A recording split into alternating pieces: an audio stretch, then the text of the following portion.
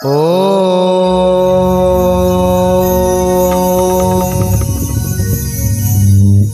যশোমন্ত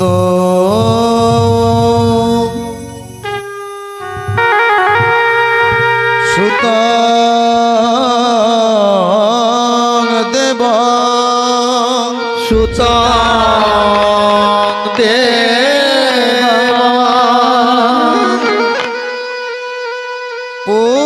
পূর্ণ ব্রহ্ম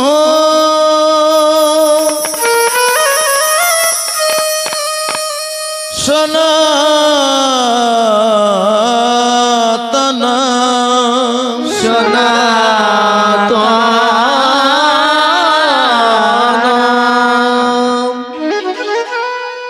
শ্রীহরি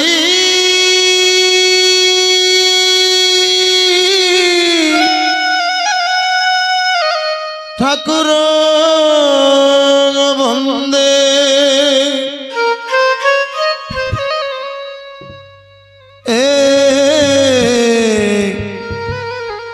দীননাথ জগৎ পথে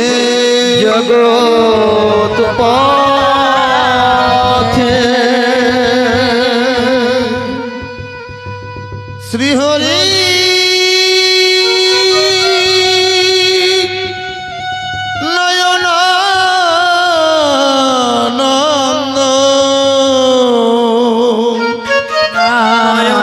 নয়নানন্দ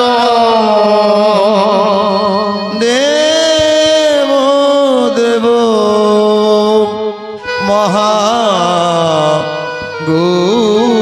মহাগুরু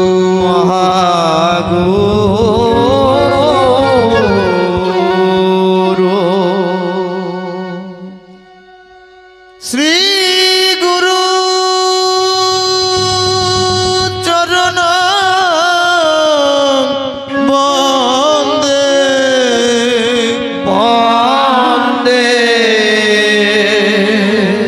সর্বসিদ্ধি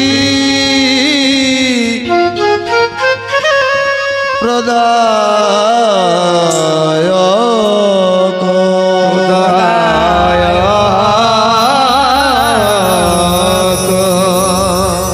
নমো লোচন নন্দিনী শান্তি রূপা ক্ষমা রূপা স্নেহ রূপম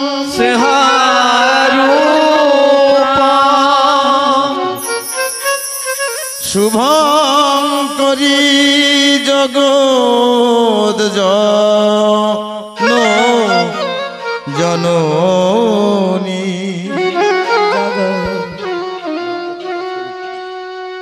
দেবী মাতারম তাং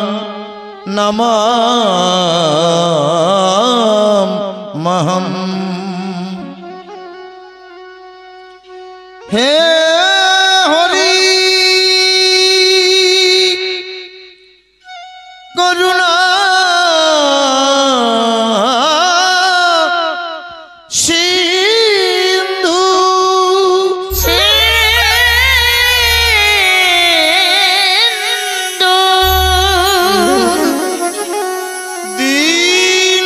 দীনবন্ধু জগৎ পথে ওরা কান্তি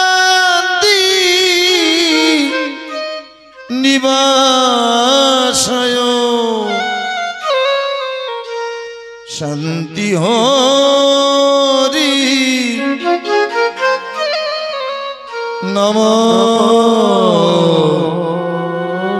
নমস্তুতে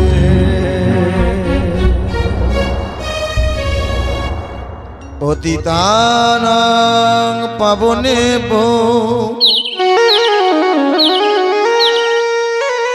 যে গুরু সর্ব দেবা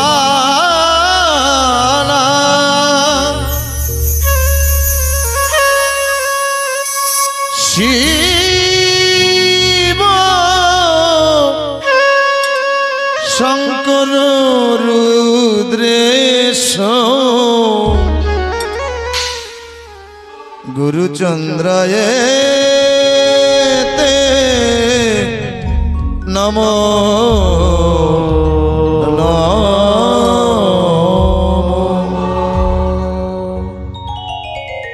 गुरु कृपा ही केवलम সেই মাত্র বল পুরিবে মনের সাধ জনম সফল। হরি বল হরি বল হরি বল।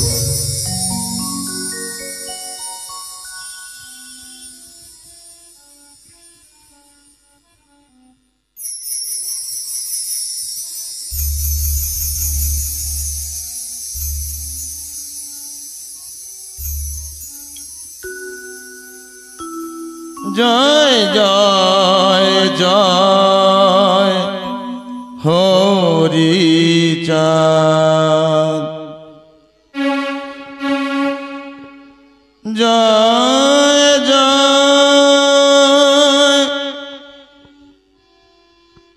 हरि चाँद जय कृष्ण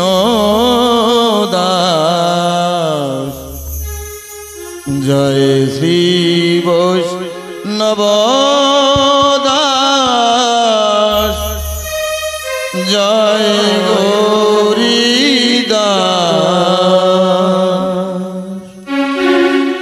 जय जय हरि चाँद जय कृष्ण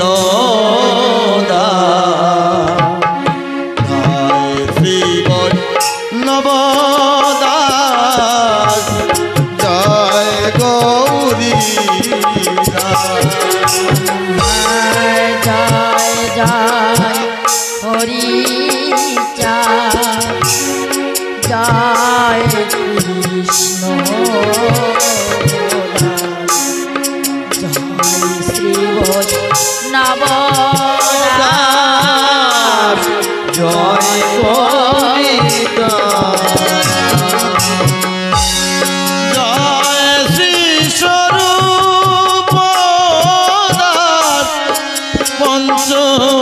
সহদা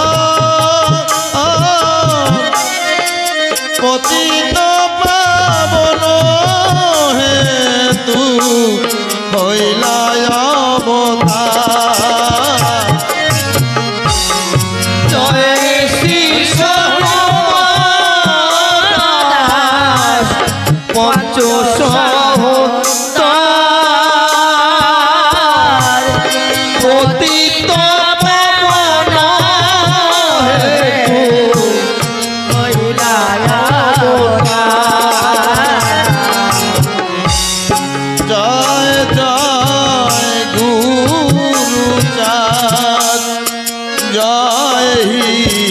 राम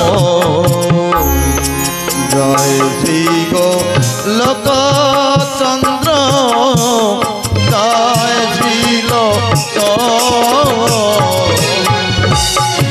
जय जय बुझी चाँद जय राम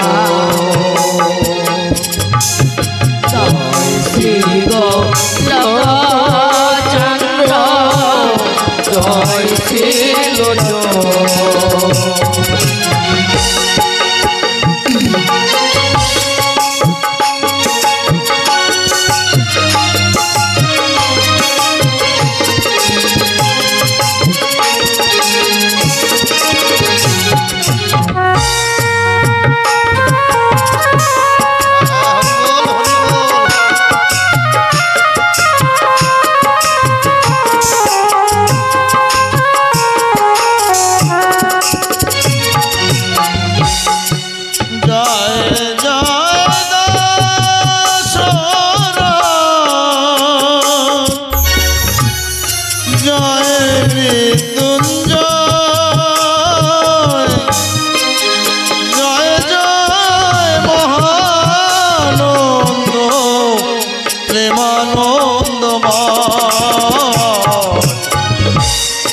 জয় জয় দশরা জয় মৃত্যুঞ্জয় জয় জয় মহানন্দ প্রেমানন্দ জয় নাটু জয় ব্রজ জয় বিশ্বনাথ নিজ দাস করি মোরে করয়া তোষা জয় ব্রজ জয় বিশ্বনাথ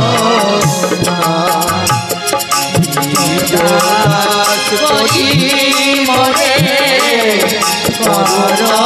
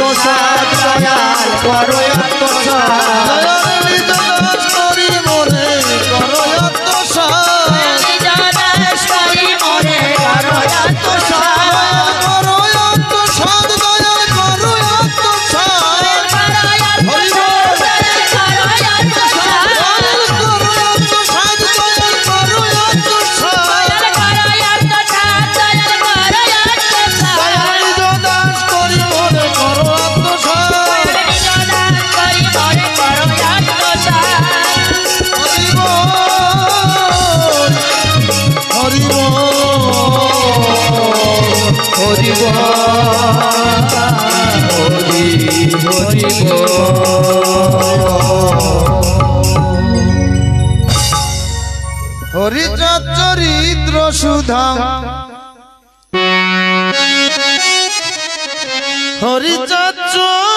হরিচরিত্র সুধা প্রেমের ভাণ্ডার আদি অন্ত নাহি যার বলিলে খোদা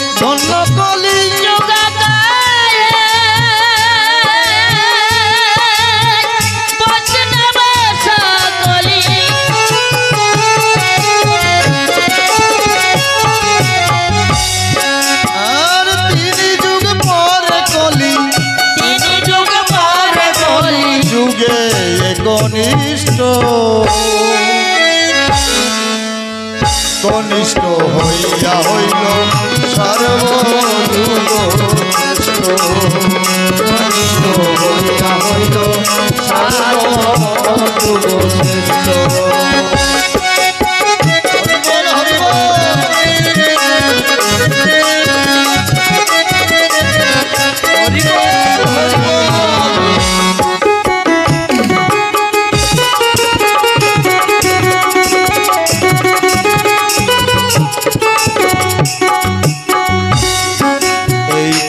কালে শ্রী গৌরাঙ্গ অবতার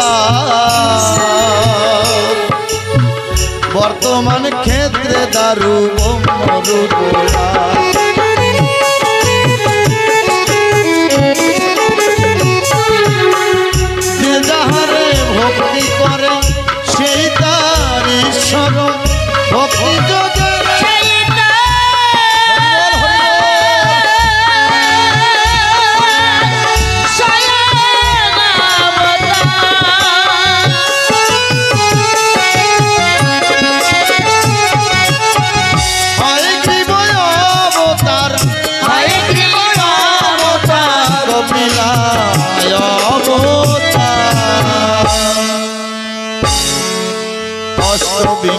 অবতার পুরাণে অবতার পুরাণে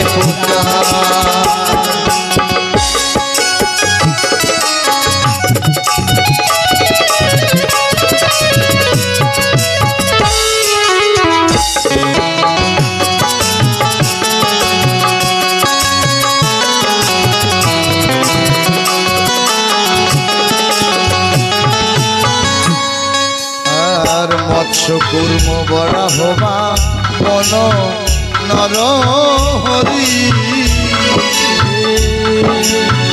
ভৃগুরাম রঘুরাম রাম অবতরী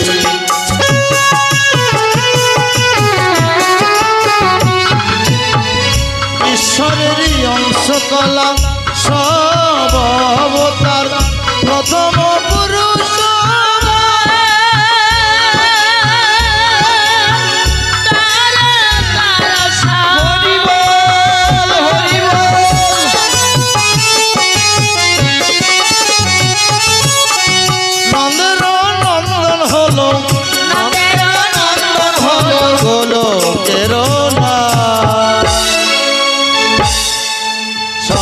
দর্শন রাম তার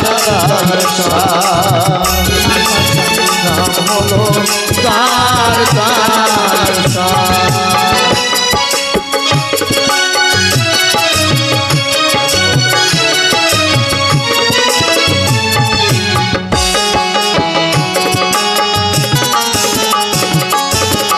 হরি বল হরি বল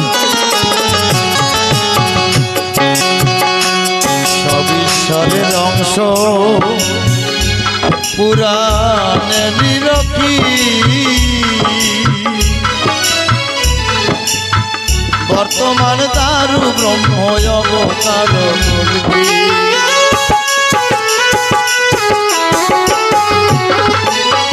সব অবতার হতে রাম দয়াময় দারু ব্রহ্ম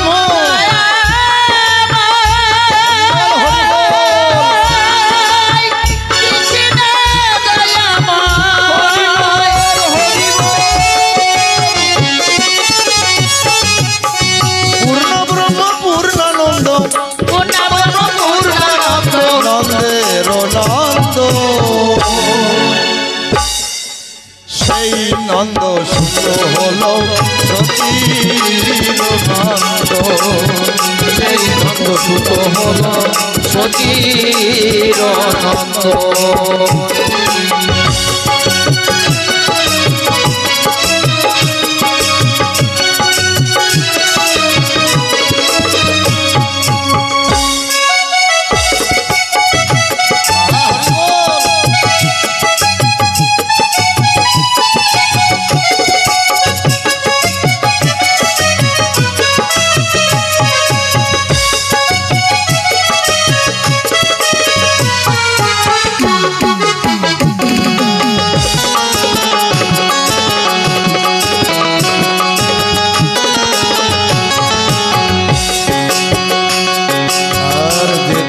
জন্মিল কৃষ্ণ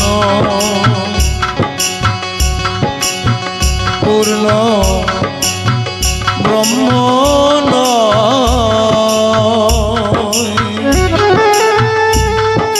পূর্ণ হল যে কালে পড়িল যমুনায়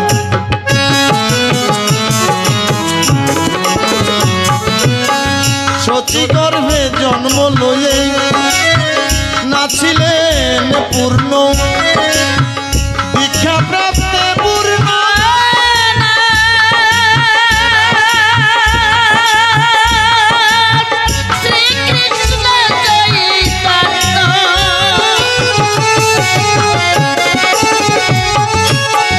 তখন হইয়া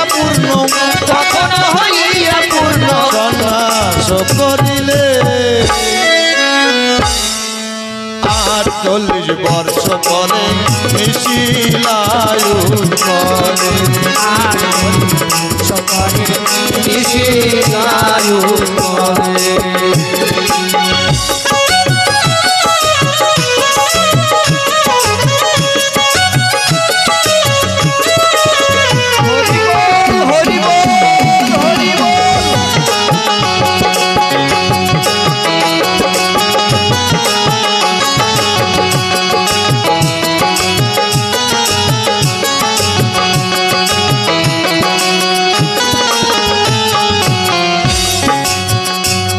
হলো হরণ করে তারে বলি হরি রাম হরি কৃষ্ণ হরি শ্রী গৌরাঙ্গ হরি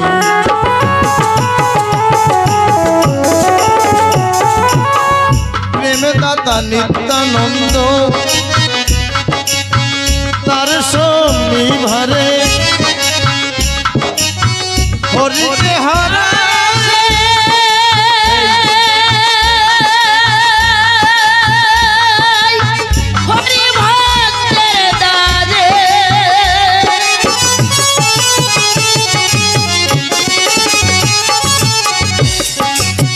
নিত্যানন্দ হরি কৃষ্ণ নিত্যানন্দ হরি কৃষ্ণ হরি গৌর হরি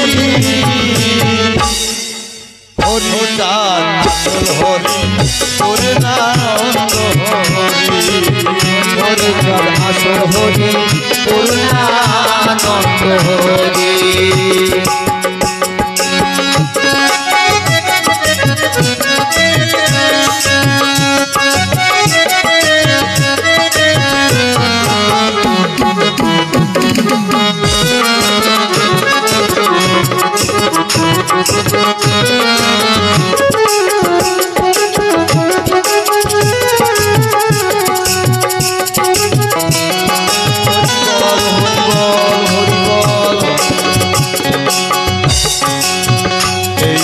চাঁদ লীলা সুধার সাগর তারকের করো হরি তাহাতে মগো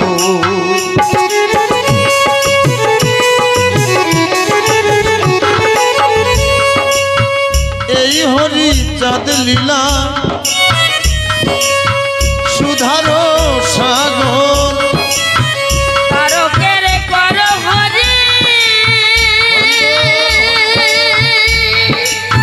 তাহাতে মগো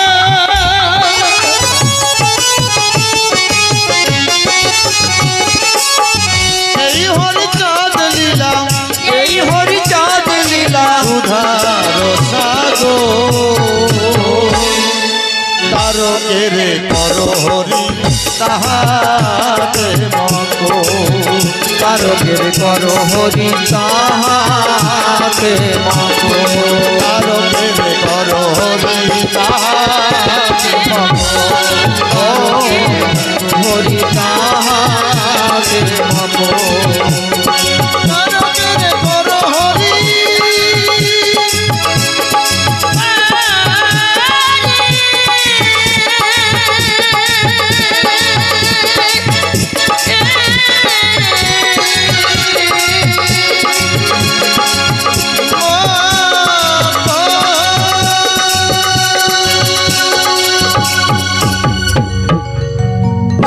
জয় জয় লীলামৃত প্রীতি প্রেমানন্দে হরিধ্বনি বলম হরি বল হরি বল মাতা পিতা ঠাকুরের ভক্তবৃন্দ প্রীতি প্রেমানন্দে হরিধ্বনি বলম হরি বল হরি বল হরি বল হরি বল হরি বল হরি বল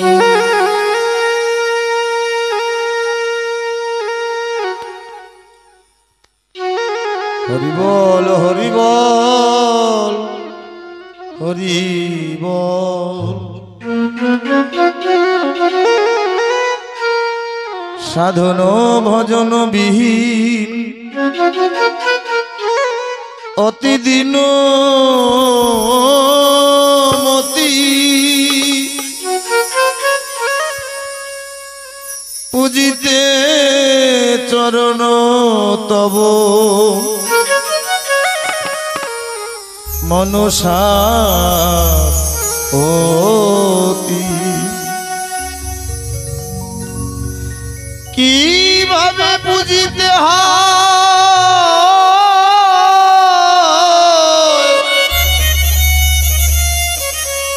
কিছুই নাহি জানি তোমারে পুজিতে চাই ফলমূল আনি কিসে তুমি তুষ্ট হও জানি না সন্ধান নিজ ইচ্ছা মতে করি পূজার বিধান ক্ষমা কর ক্ষমা কর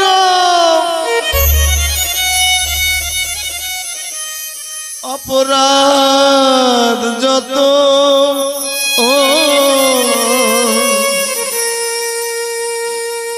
অদিনে চালাইও প্রভু তব মনোমত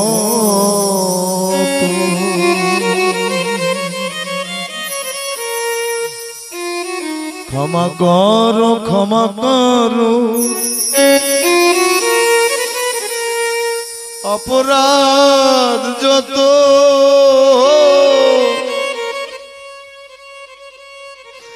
অদিনে চালাইও প্রভু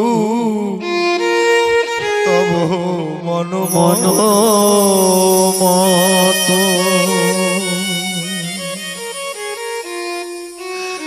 ভক্তি নাই শক্তি নাই কোন গুণ নাই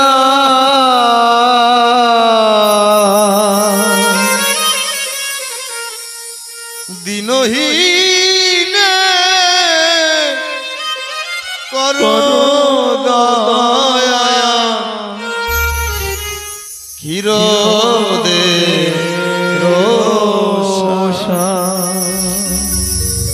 ভক্তি নাই শক্তি নাই কোন গুণ না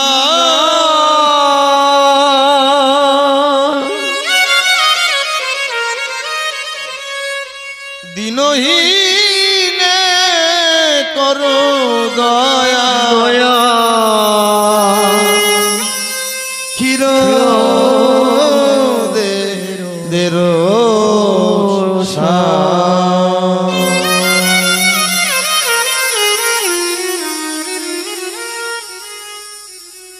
শুধু ভক্তবৃন্দ ভক্তিমতী মায়েরা কিভাবে আত্মবিনয় করতে হয় তা তো সঠিক জানা নাই। একনিষ্ঠ ভাবে ঠাকুর বলছে একনিষ্ঠ ভাবে যদি কেহ আমাকে মনপ্রাণ দিয়ে ভক্তি ডোরে বাঁধে তাহলেই বন্দনা কীর্তন হয়। মহাজন বলে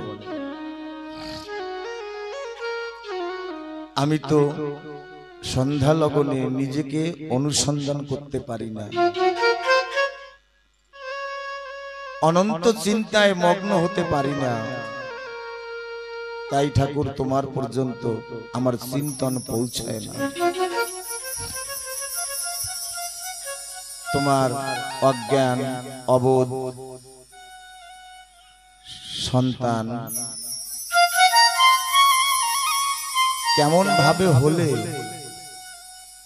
তুমি সন্তুষ্ট হও, তুমি তোমার ভাবে তোমার ভাবময় প্রেমময় ভক্তিময় সহৃদয়ে আমার মধ্যে কৃপা বর্ষিত করে তোমার কীর্তন তোমার গুণগাথা তোমার লীলা কথা তুমি বলে দিও।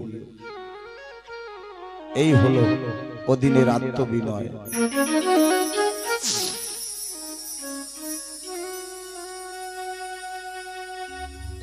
আজ এই 36 নম্বর গ্রামে শ্রী শ্রী হরি লীলামৃত সুধা যজ্ঞের দ্বিতীয় দিবস। এই উপলক্ষে সকল বিশ্বের হরিভক্তগণ ও সর্বধর্ম নির্বিশেষে পীর পয়গম্বর আউলিয়া মুনি ঋষি সাধু গুরু বৈষ্ণব আকাশ বাতাস তরুলতা নর কিন্নর দেবতা দৈত্য অনল অনিল গঙ্গা ধূলিকণা সবাইকে এই তারকস্থল থেকে এই এমবি 36 নম্বর গ্রামের ভক্তবৃন্দর পক্ষ থেকে সশ্রদ্ধ দণ্ডবত প্রণতি জানাই।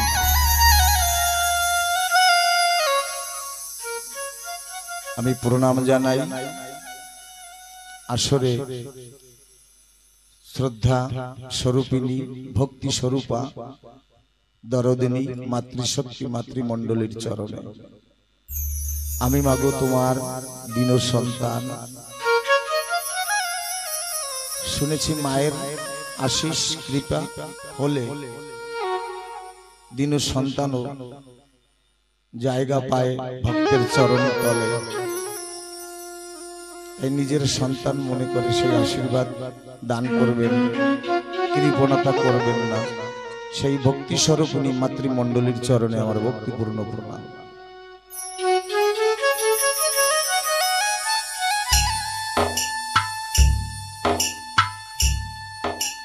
হরি বল। আমি প্রণাম জানাই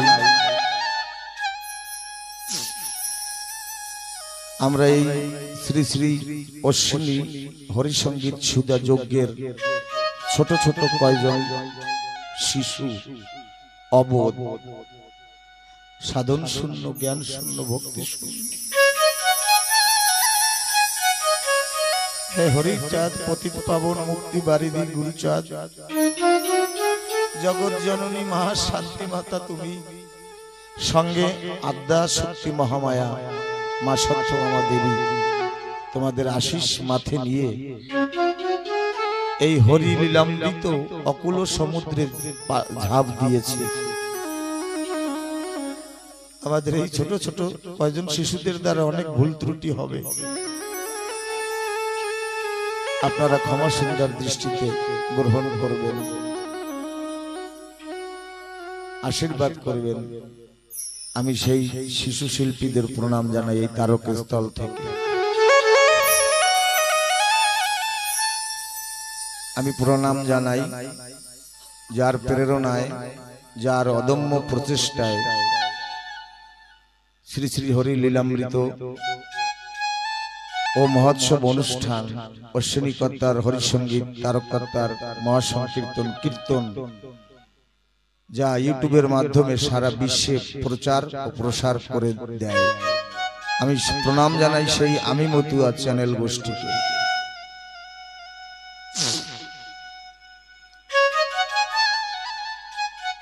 গতদিন ঠাকুরের ভক্তের চরিত্র কথা কিঞ্চিৎ শ্রবণ করিয়েছি শুধুমাত্র। আজ একটু চেষ্টা করব, কারণ এই চেষ্টা তো দৃষ্টতা মাত্র, যার কৃপা বর্ষিত না হলে গাছের পাতাও নড়ার ক্ষমতা নাই। নিজের ইচ্ছায় জীব কোটি বাঞ্ছা করে, হরি ইচ্ছা ভিন্ন গাছের একটি পাতা নাহি নড়ে। তাই হে দয়াময় পতিত পাবন কাঙালের ঠাকুর, তোমার ইচ্ছা করুণা কৃপা চাই, দেবা কি না দেবা সে তোমার অভিরুচি। মহাজন বলে থাকে সমুদ্রের জল যদি কলসিতে ভরি, সমুদ্রের বালি যদি বা গনিবারে পারি, যদি বা গুনিতে পারি আকাশেরও তারা, যদি বা গুনিতে পারি বরিশারও ধারা। যে বর্ষার ফোঁটা ফোঁটা পড়ে, যদি মানুষ চায় চেষ্টা প্রচেষ্টার দ্বারা সে বর্ষার প্রতিটা ফোঁটা পরিসংখ্যায় পরিগণিত করতে পারে। মরিচের চূর্ণ যদি গনিবারে পরিমাণ করি, মরিচের চূর্ণ যদি পরিমাণ করি, তথাপিও হরিচাঁদের লীলা না বর্ণিতে পারি। এই যে লীলা কথা মহা সিন্ধু, ব্রহ্মাজার পায় না এক বিন্দু। আমি কি ছাড়, তবে শুনেছি গুরুর মুখে, পঙ্গুজন লঙ্গে গিরি বোবা কথা কয়, অন্ধজন চক্ষে দেখে মহৎ কৃপায়। এই জগতে হরিভক্ত হলো মহৎ, বৈষ্ণব হলো মহৎ। এই মহতে যদি কৃপা করে, এই পঙ্গু লঙ্ঘিবারে পারে গিরি। বাজি করে ছায়াবাজি দেখায় বিপুল, নাচাইতে পারে তারা কাষ্টের পুতুল।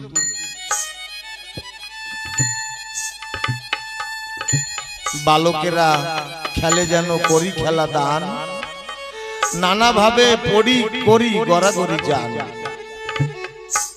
আমি সেই করি, খেলিছ এ বিশ্ব লয়ে, বিরাট শিশু আনো মনে। হে বিশ্বের শশাগরা পৃথিবীর রচয়িতা, ত্রিজগতের মালিক, তুমি এক বিরাট শিশু হয়ে আমাদের করি মনে করে আমাদের নিয়ে তোমার খেলা খেলছো। তোমার হাতে এই পুতুলের ডুরি, তুমি যেমনি নাচাও তেমনি নাচতে পারি। তুমি যেমনি খেলা খেলাও, করিতে না জানে আমি কি খেলা খেলাই। খেরুবিনে সে খেলা বুঝিবে সাধ্য নাই। তোমার খেলা দয়াল তুমি বোঝো। ও দয়াল, কেন তোমার এমন খেলা পলে পলে? অকুলে তরাও কারে, কারো বা ডুবাও জলে। এ তোমার খেলা। কোন মানুষ ভবসাগরের ঘোলায় পড়ে আছে, তুমি তার বান্ধব হয়ে কান্ডারি হয়ে তাকে বাঁচিয়ে নিয়ে আসো। আবার কোন মানুষ সামান্য জলে ডুবে যায়, তাকে হাত ধরে কেউ উঠায় না কিনারায়। তাই খেরুবিনে সে খেলা বুঝিতে সাধ্য নাই। আমার অভিপ্রায়, আমার এই বাসনা, তুমি শ্রোতা, তুমি বক্তা, তুমি গুণীজন, কৃপা করে দিও হরি রাতুল চরণ। আমি যদি তোমার ওই চরণ ছায়া পাই, তাহলে তোমার কৃপায় যদি এই মুখ থেকে তোমারই লীলা কথা কিছু বর্ণনা করতে পারি। পুনঃ পুনঃ আমি তোমাকে জানাই, হে দয়াল হরি, আমি কাঙাল, তুমি দয়াল, রাখিও এই মনে। আমি অভাজন, তুমি মহাজন, রাখিও চরণে। আমি অভাগা, আমি কাঙাল, আমি মাদিস ব্যক্তি, তুমি এই কথা স্মরণ রেখো।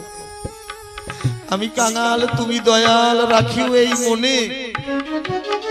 আমি অভাজন, তুমি মহাজন, রাখিও চরণে।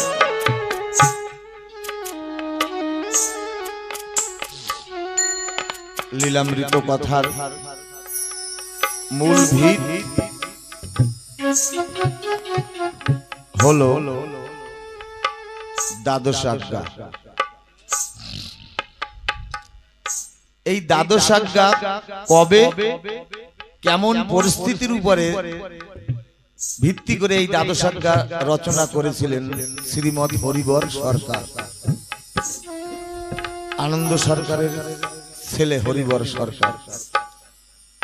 এই হরিবর দয়াল হরিচাঁদের করুণায় জগতে এসেছিল। তানারই হাতের লেখা এই দ্বাদশ আজ্ঞাখানা। কেমন পরিস্থিতিতে গুরুচাঁদ ঠাকুর নির্দেশ করেছিলেন হরিবরকে, হরিবর মতুয়া সমাজ, আমার বাবা পতিত পাবন দয়াল হরিচাঁদ আধ্যাত্মিকতা দিয়ে গেছে ভক্তদের। বাকি কিছু দিতে পারে না, তার মধ্যে তিনি লীলা সাঙ্গ করে ক্ষীরোদ সাগরে চলে গেছেন। দায়িত্ব আমাকে দিয়ে গেছেন, কিন্তু আমি এই দায়িত্ব বিস্তার প্রসার করার আগেই মতুয়া সমাজ বিভ্রান্ত হতে চলেছে। এই বিভ্রান্ত সমাজকে সীমারেখার মধ্যে, গণ্ডিবদ্ধতার মধ্যে, সংবিধানের মধ্যে বাঁধতে হলে একটা অঙ্কুশ দরকার। এই অঙ্কুশ তৈরি করো। হরিবর সরকারকে বলেছিল কবে? আপনারা জেনে থাকবেন, বড় রাজেন্দ্র ছিল, পাগলা রাজেন্দ্র বলতো, জানার কাছে বাগদেবী বাধা ছিল।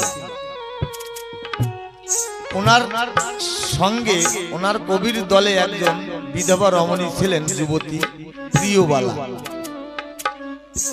উনি ওই প্রিয়বালাকে নিয়ে সঙ্গে থাকতেন। সমগ্র বাংলাদেশ, অধুনা বাংলাদেশের সমগ্র শ্রোতাবৃন্দ, ভক্তবৃন্দ নিষ্ঠুর চোখে, কটাক্ষ চোখে ওনাকে দর্শন করতে লাগলেন যে সরকার মশাই ওনার কাছে শক্তি বাধা, সমস্ত গ্রন্থ ওনার ঠোঁটস্থ, 4 বেদ, উপনিষদ, 18 পুরাণ, গ্রন্থ, নবলক্ষ, সকল কিছু ওনার ঠোঁটস্থ, কিন্তু উনি এমন একটা হেয় কর্মে অবতরণ করছেন যা গ্রহণ করা যায় না। এই বলে সকলে কানা ফুসফুস করত। রাজেন্দ্র সরকার এই কথোপকথন জেনে ওই প্রিয়বালাকে বিবাহ করলেন। এই ঘটনা সকল জেনে গেল। হরিবর সরকার এই ঘটনা জেনে ওরাকান্দিতে রওনা দিল গুরুচাঁদ ঠাকুরের কাছে নালিশ করতে। এর আগের ঘটনা, রাজেন্দ্র সরকারের মা একদিন রাজেনকে বলছে, রাজেন তুই সবাইকে তো জয় করলি, একজন মানুষের আশীর্বাদ নিয়ে আয়। বলে কে সেই? বলে ওরাকান্দি গুরুচাঁদ, বাবা গুরুচাঁদ। রাজেন্দ্র সরকার বলছে না না, শূদ্রের ঘরে ভগবান আসে না, আমি তার কাছে কি জানতে যাব আর কি বা পাবো? এইভাবে তাচ্ছিল্য করছিল। রাজেন্দ্র সরকারের মা বলছিল, রাজেন তাহলে আর তোর দ্বারা হলো না, কারণ জ্ঞান যদি অহংকারের বাহন হয়, জ্ঞানের বাহন যদি অহংকার হয়, সে যত পণ্ডিত হোক না কেন, সে জ্ঞান একদিন অজ্ঞানে পরিণত হয়ে যায়। রাজেন্দ্র সরকারের মা বলল, তবে একটা কাজ কর, রাই রসরাজের কাছে যা। বলে হ্যাঁ, তা যেতে পারে। মায়ের কাছ থেকে আশীর্বাদ করে চলে গেলেন রাই রসরাজের বাড়িতে। বাঁশরিয়া ওনার বাড়ি। বাঁশরিয়ায় গিয়ে রাই রসরাজ এমনি ভক্তবিন্দু নিয়ে রাধা প্রেম আলোচনা করছিলেন, মহারাসের আলোচনা করছিলেন। এমত অবস্থায় একটা বড় পাগল রাজেন্দ্র সরকার গিয়ে প্রণাম করে। প্রণাম যখনই করে, রাই রসরাজ রাজেন্দ্র সরকারকে বলছে, এই তোরা কে, কোথায় আসিস? মহাজ্ঞানী এসেছে, 4 বেদ, উপনিষদ, 18 পুরাণ সকল কণ্ঠস্থ, এই মহাজ্ঞানীকে বসতে দে। আর এমনই মহাজ্ঞানী যে নাকি গুরুচাঁদকে শূদ্রের ঘরে এসেছে বলে তাচ্ছিল্য করে। যখন এই কথা রাজেন্দ্র সরকার শুনলো, মনে মনে ভাবছে, হরি বল হরি বল, মনে মনে ভাবছে, আমি এই কথা তো আমার মায়ের কাছে বলেছিলাম বাড়িতে বসে। এই রসরাজ, রাই রসরাজ কি করে জানলো?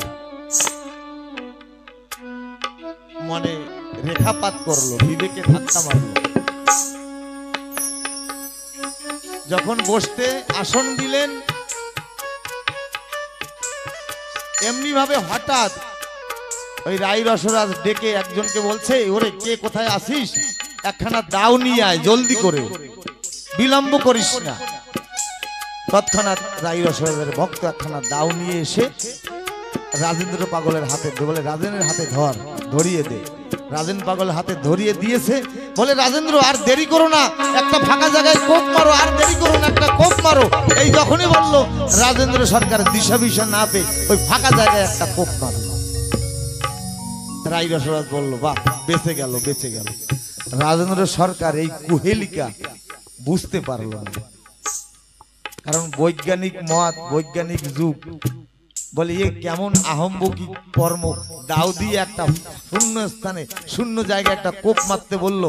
কিন্তু রাজেন্দ্র সরকার অনুভূতিতে পেল যে ফাঁকা জায়গায় আমি একটা কোপ মেরেছি সত্য, মনে হলো যেন দায়ের আগে কোনো একটা কাঠ বা কোনো একটা ডাল বেঁধেছে, ওই ডালটা দায়ের কোপে কেটে দুভাগ হয়ে গেছে, অনুভূতিতে পেল।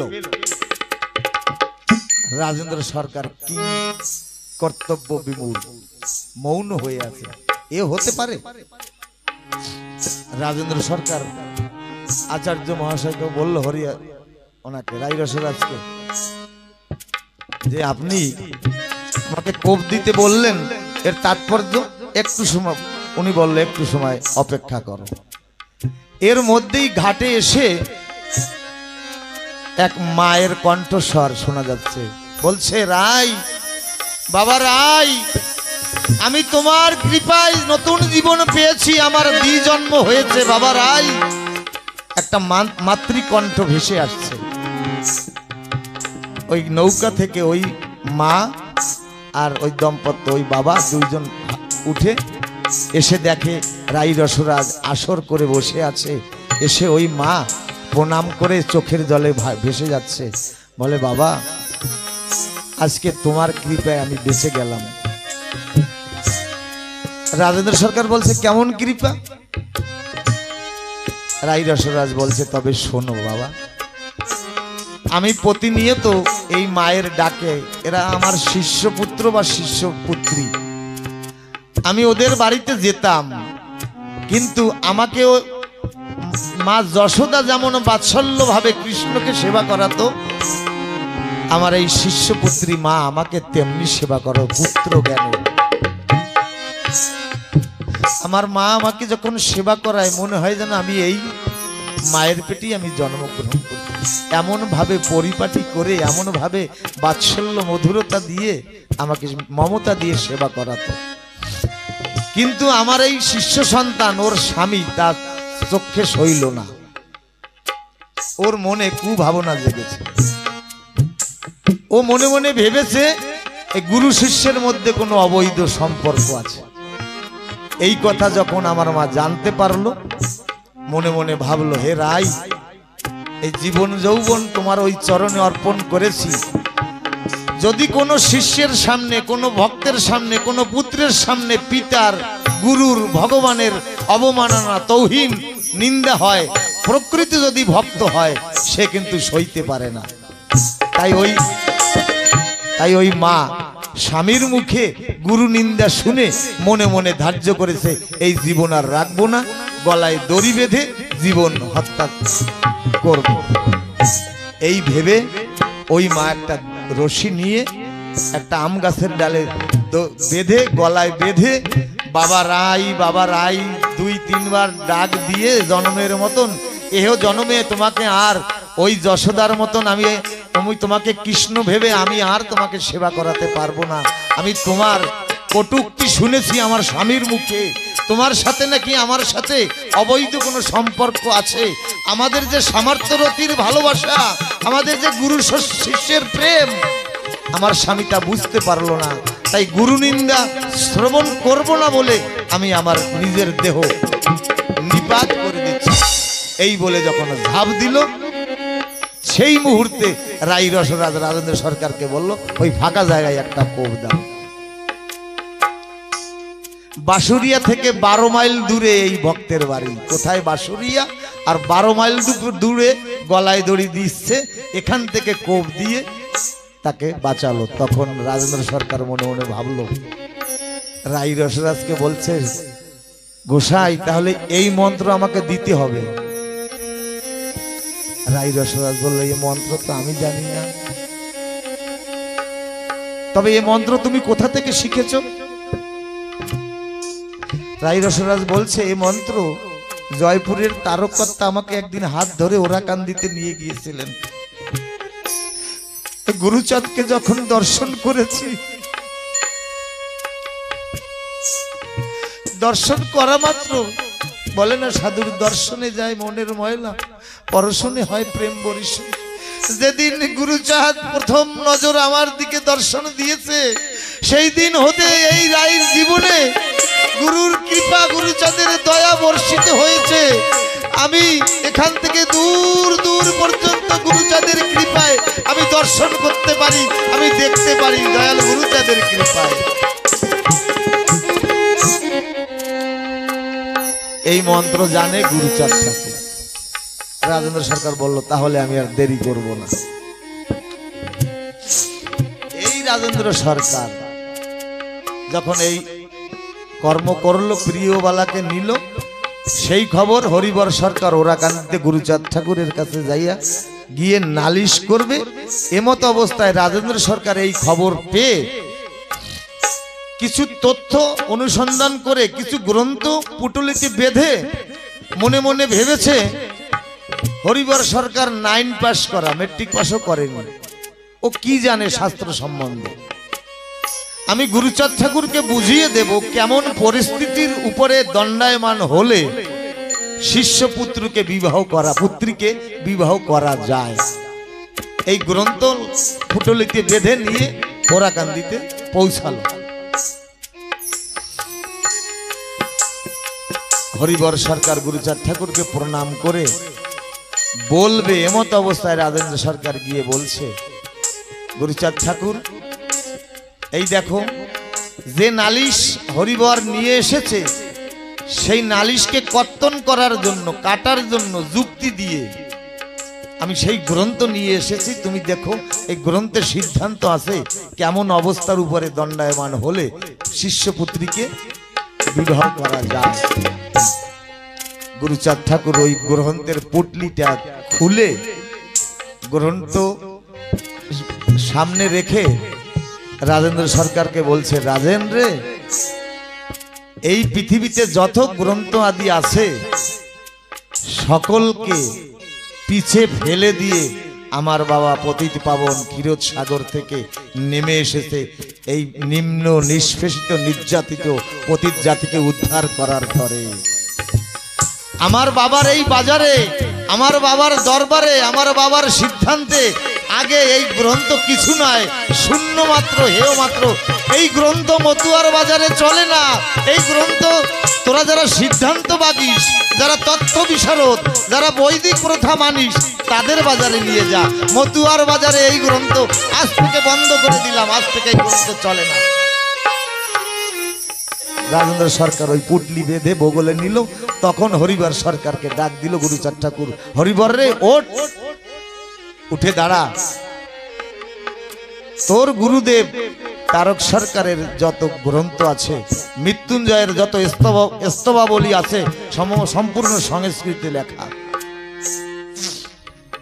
আমাদের এখান থেকে কালীমেলার থেকে সুভাষ তরফদার যখন ওরাকান্দিতে যায়, জয়পুরে যখন যায়, তারককর্তার ওই মন্দিরে যিনি পূজারী, বড় একটা কাপড়ে বাঁধা এত বড় গ্রন্থ, 15 থেকে 20 কেজি ওজন হবে পাণ্ডুলিপি। তাতে মৃত্যুঞ্জয় স্তবাবলী বা লীলামৃতের আরো আরো অসম্পূর্ণ অলিখিত লীলামৃতের পাণ্ডুলিপি। সুভাষ তরফদার বাংলাদেশের মানুষে জানে উনি একজন সাহিত্যকার, উনি যাত্রা নোবেল লেখেন। তাই ওনাকে বলল, এই বাংলাদেশে কেউ তো এই সংস্কার করার মতন আর কেউ কোনো বান্ধব নাই, আপনি যদি পারেন এই গ্রন্থ নিয়ে যান। সুভাষ দাদা বলছে, প্রথম পৃষ্ঠা উল্টিয়ে একটা লাইন আমি ভাঙতে পারি নাই, আমার দাঁত ভেঙে গেছে।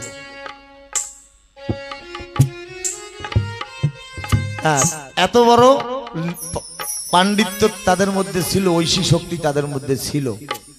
সেই পাণ্ডুলিপি এখনো গচ্ছিত আছে। তাই গুরুচাঁদ ঠাকুর হরিবরকে ডাক দিয়ে বলছে, হরিবর, সকল পাণ্ডুলিপি, সকল দলিল, সকল দর্শন দেখে ঘেটে পরখ করে তুই মতুয়াদের জন্য একটা সংবিধান রচনা কর। আমার হরিবর সরকার সকল গ্রন্থ আদি পুরাণ শাস্ত্র বেদ বেদান্ত সকল এ করে লীলামৃত গুরুচাঁদ চরিত্র গুরুচাঁদ ভক্ত চরিত্র গুরুচাঁদ মাহাত্ম্য শ্রী শ্রী হরিসঙ্গীত লীলা মহাসংকীর্তন সকল গ্রন্থ নির্যাস করে সার তত্ত্ব লয়ে তত্ত্বমসি দ্বারাও আসি যাতে মোর মুক্তির বন্ধন যায় কেটে। এই মুক্তির বন্ধন এই তৈরি করেছে দ্বাদশাজ্ঞা রূপে। সেই দিন তৈরি হলো এই দ্বাদশাজ্ঞা। গুরুচাঁদ সকল মতুয়া সমাজকে সকল বিশ্ববাসীকে ডেকে বলল, এই দ্বাদশাজ্ঞা শুধু মতুয়ার জন্য নয়, এই দ্বাদশাজ্ঞা একজন মুসলমান পালতে পারবে, একজন নৈষ্ঠিক বৈষ্ণব মানতে পারবে পালতে পারবে, একজন আমেরিকানবাসী একজন আদিবাসী ভাই এই দ্বাদশাজ্ঞা মানতে পারবে। এতে কোনো ধর্ম পরিবর্তন করতে হবে না, বেশভূষা পাল্টাতে হবে না। আমার হরিচাঁদ ঠাকুর এমনই একটা দর্শন জগতের বুকে বিস্তার করে দিয়েছে। সেই দ্বাদশাজ্ঞাটা কি?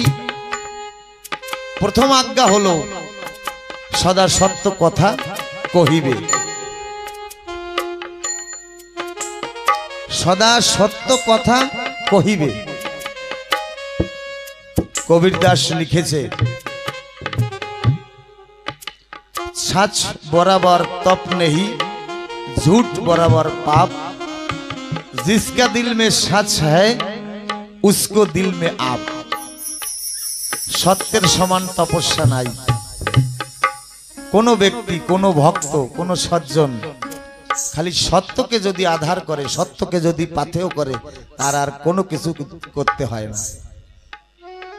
ओई सत्य के घिरे थाके सकल आज्ञा सकल सिद्धांत। द्वितीय आज्ञा हलो पर नारी के मातृज्ञान करिबे, पर स्त्री के मातृज्ञान करिबे। आमरा दुर्गा पूजार समय माয়ের मुख दर्शन करी, माয়ের मुख दर्शन करार परे परक्षणेই ওই মন্দিরের থেকে দূরে এসে ওই মাকেই নারী রূপী মাকেই আমরা অশ্লীল নজরে দর্শন করি, কামনা বাসনার নজরে দর্শন করি। মা দুর্গাকে যদি একবার মাতৃরূপে দর্শন করা হয়, একটি বছর কোন রমণীর দিকে তাকিয়ে বাসনা রূপে অশ্লীল ভাবে দেখলে তাহলে ওই মায়ের দর্শন তোমার বৃথা হয়ে গেল। ঠাকুর এই আজ্ঞাটা দিলেন যে পর স্ত্রী মাতৃজ্ঞান করিবে, মাতৃজ্ঞান করিবে। এই আমার হরিচাঁদ ঠাকুরের দর্শন রামও পালছে, রাম। এইবার কথা হলো হরিচাঁদ ঠাকুর ঐশান কোণে কলির শেষে এসেছে, রাম তো ত্রেতায় এসেছিল, কি করে হরিচাঁদ ঠাকুরের দর্শন সে পারল?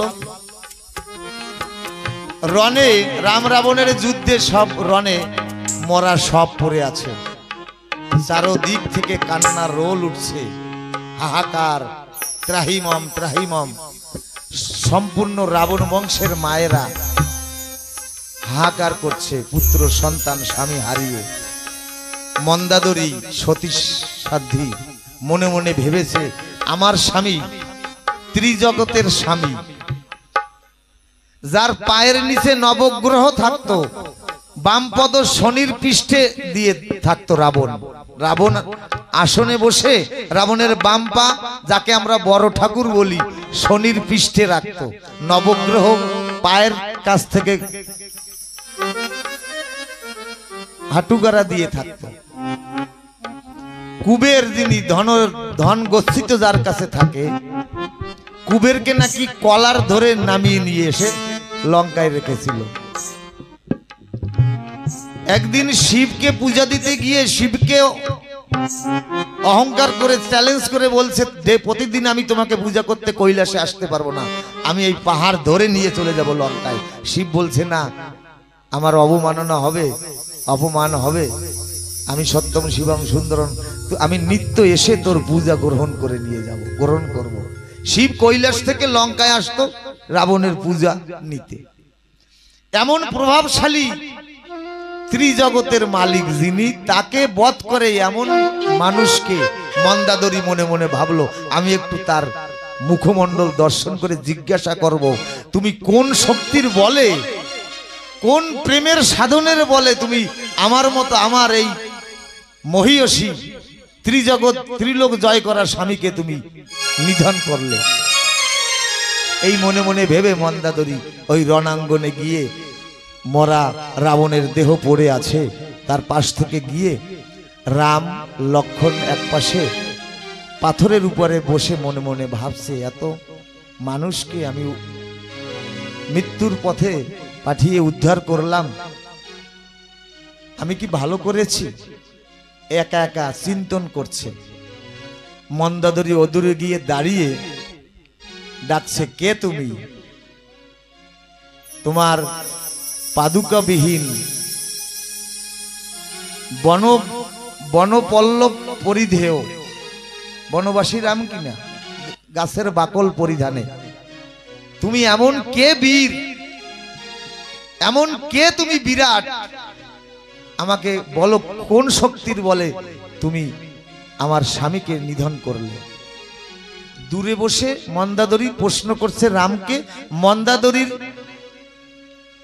অবয়বের যে ছায়া, বেলা পশ্চিমে চলে গেছে, মন্দাদরির দেহের যে ছায়া এসে পড়েছে রামের পায়ের উপরে। ওই ছায়া দর্শন করে রাম চমকিত হয়ে দাঁড়িয়েছে, কে? এ তো মাতৃ ছায়া। রাম তাকিয়ে দেখে অদূরে একজন মহিলা দাঁড়ানো। রাম করজোরে বিনয়ী সবাই বলল, মা আমাকে ক্ষমা করো। বলে, কেন? তুমি কি অপরাধে অপরাধী? বলে, তোমার ওই দেহের ছায়া আমার চরণ কমলে এসে পড়েছে। যদি কোনো মায়ের ছায়া সন্তানের পায়ের উপরে পড়ে তাহলে সন্তান অপরাধী হয়, মা তুমি আমাকে ক্ষমা করো। পরনারী মাতৃজ্ঞান করেছে রাম। মন্দাদরি তখনই গললগ্ন হয়ে কৃতবাস হয়ে মন্দাদরি আটুগারা দিয়ে বলছে, এইবার বুঝেছি কোন শক্তির বলে তুমি আমার স্বামীকে নিধন করেছ। তুমি এক বনবাসী রাম, আমাকে তুমি চেনো না, জানো না, কোনো জন্মের সম্পর্ক নাই, শুধু ছায়া পড়েছে, তাই এতটা শ্রদ্ধা তোমার মধ্যে, এতটা ভক্তি।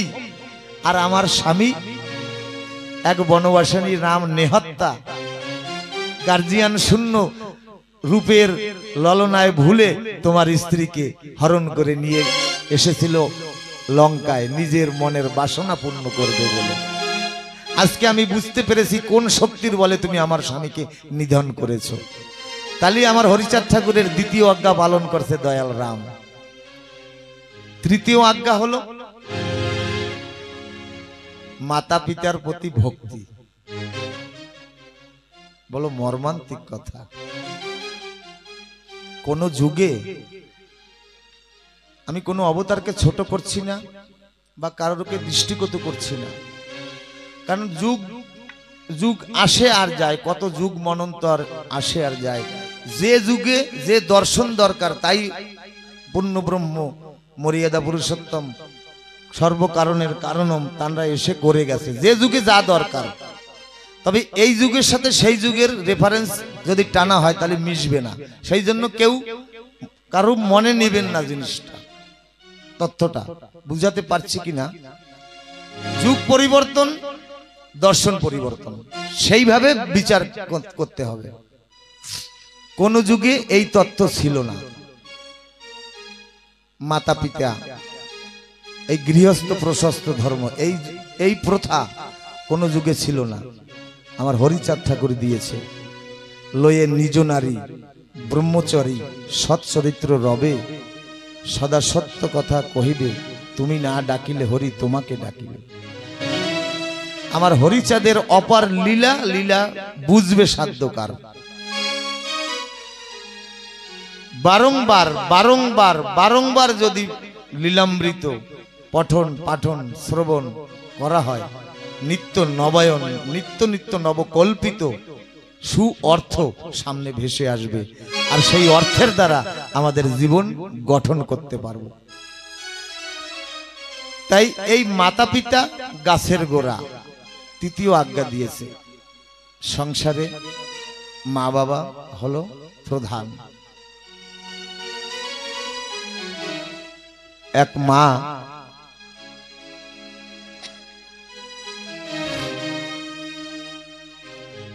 অনেক কষ্ট করে সন্তানকে লেখাপড়া শিখিয়েছে। শিখানোর পরে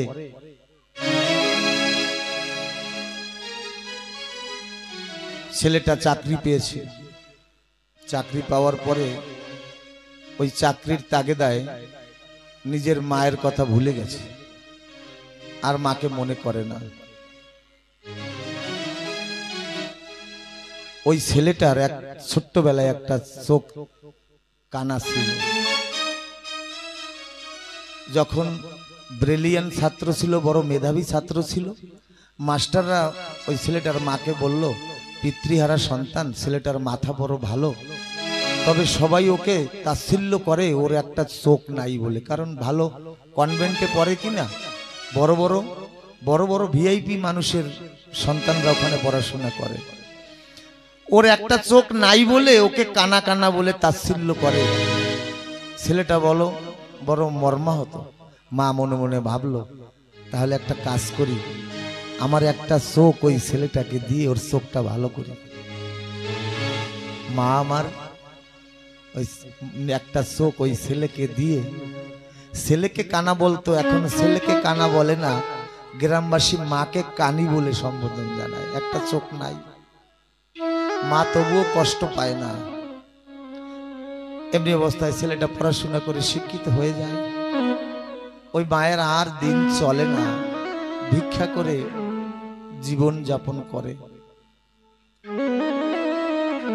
গ্রামবাসীদের কাছে বলল, দেখ রে, আমার তো ওই এক মানিক সোনা, ও ভিন্ন জগতে আমার কেউ নাই, আমার এই যাবার সময় হয়ে এসেছে, তোরা সবাই কিছু চাঁদা তুলে পয়সা আমাকে তুলে দে, আমি শেষবারের মতন আমার সন্তানকে একটু দেখে আসি। ওই ছেলেটা ওখানে বিবাহ করে বড় একটা নার্সিং হোম খুলেছে। স্বামী স্ত্রী দুইজন ওই নার্সিং হোমে ডিউটি করে।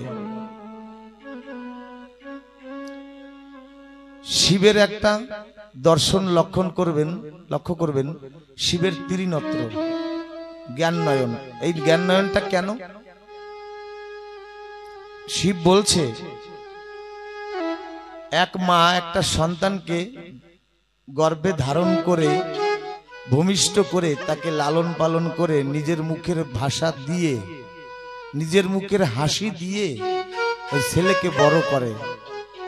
25 বছর বড় করার পরে সুন্দর টুকটুকে একটা নববধূ এনে দেয় দাম্পত্য জীবনে। একটা প্রেয়সী প্রণয়নী এনে দেয় ওই ছেলেটাকে। যে মা 25 বছর লালন পালন করেছে, ওই মাকে ওই শিমুল ভুল পেয়ে ওই ছেলেটা 3 দিন পেয়ে ভুলে যায় ওই 25 বছর মাকে। তাই শিব ওখানে সন্দেশ দিয়েছে এই জীবের জন্য, যে যখনই তুমি নব জীবনে নব দাম্পত্যে পদার্পণ করবে, আজকে বিবাহ করে বাড়িতে পা রাখবে, সেই দিনই তোমার জ্ঞান নেত্র উন্মিলন করবে। যেন তোমার মাও এক নারী, আর যাকে এনেছো সেও এক নারী। এই নারীকে পেয়ে ওই নারীকে যেন তুমি ভুলে না যাও। এই কারণে এই ত্রিনেত্র শিবের। কিন্তু আমরা সে পালি না, সে বিধান আচরণ করি না। তখন ওই মা গ্রামবাসীর কাছ থেকে চাঁদা নিয়ে খুঁজতে খুঁজতে শহরে চলে যায়। শহরে গিয়ে ঠিকানা মতন খুঁজে পায়, গিয়ে ঘরের সামনে দাঁড়িয়ে থাকে। সন্ধ্যাবেলা যখন স্বামী স্ত্রী এসে দেখে মা ছিন্ন বসনে, এক চোখ নাই, ওই এক চোখ থেকে চোখের জল ঝরছে। পুত্রবধূ তো চেনে না, বলছে, কে তুমি? পাগলিনী, ভিখারিনী, এই অসময়ে দ্বারে এসে বসেছ, কানি। যখন ওই পুত্রবধূ কানি বলে সম্বোধন করেছে, তখন ওই ছেলেটার বুকে আঘাত লেগেছে। আমারে তো এক সময় কানা বলে ডাকতো, আমার মা আমাকে চোখ দিয়ে মা কানি সেজেছে, সত্যি কি তাহলে আমার মা এসেছে?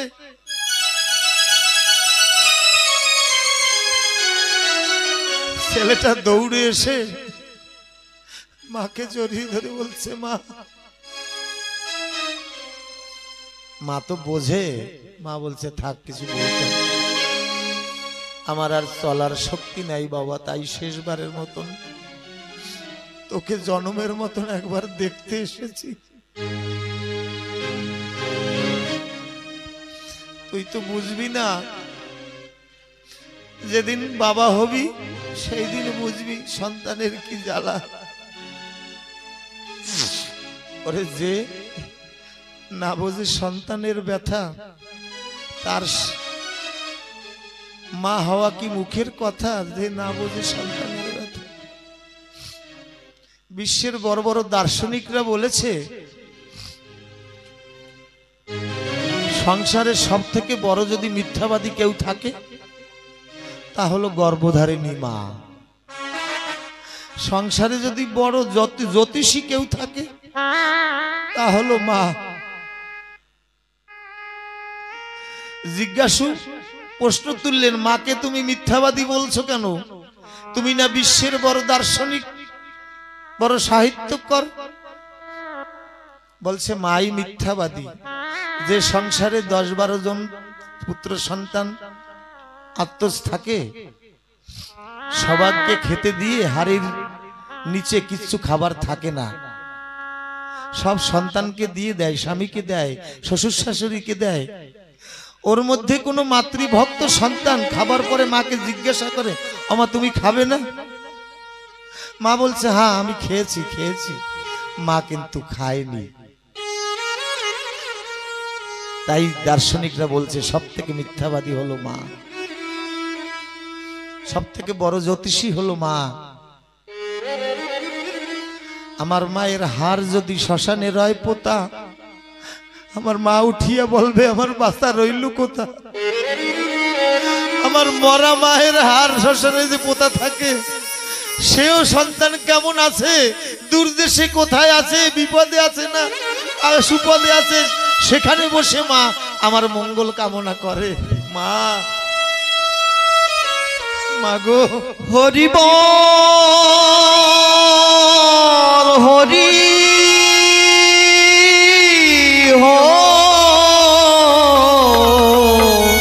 হরি বল,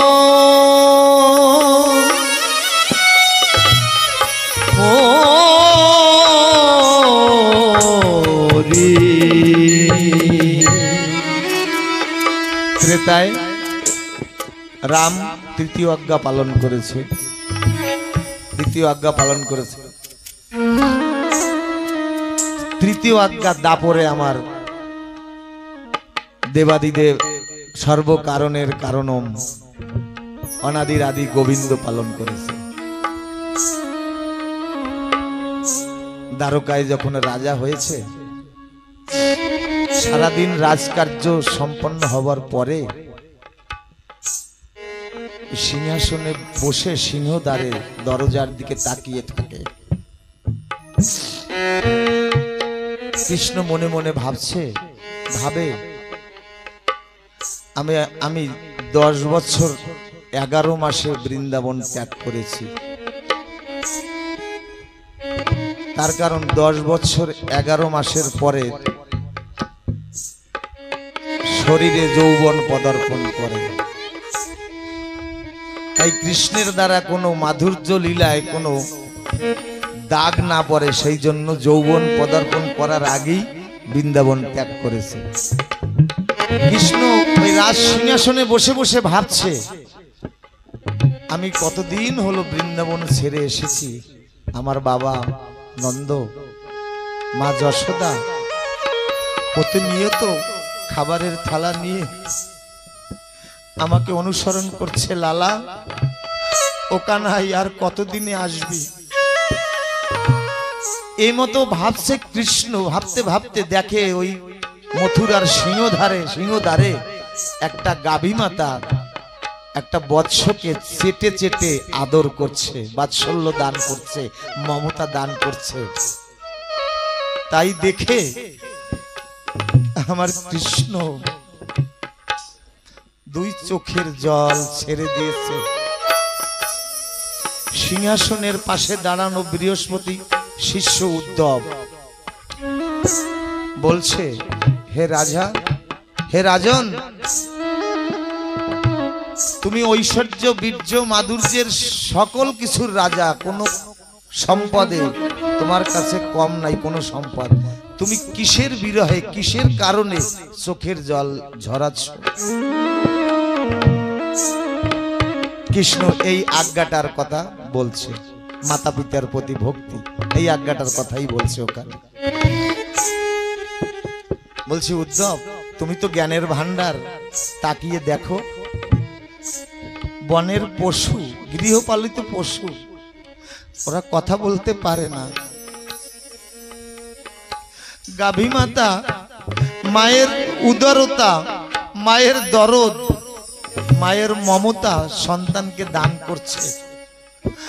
আমার মা যশোমতীও এমনি ভাবে বৃন্দাবনে আমার জন্য কৃষ্ণ বলে কাঁদে। আমার মা আমার জন্য বৃন্দাবনে বসে কাঁদে। আমি এখানে এসে কিসের রাজা হয়েছি?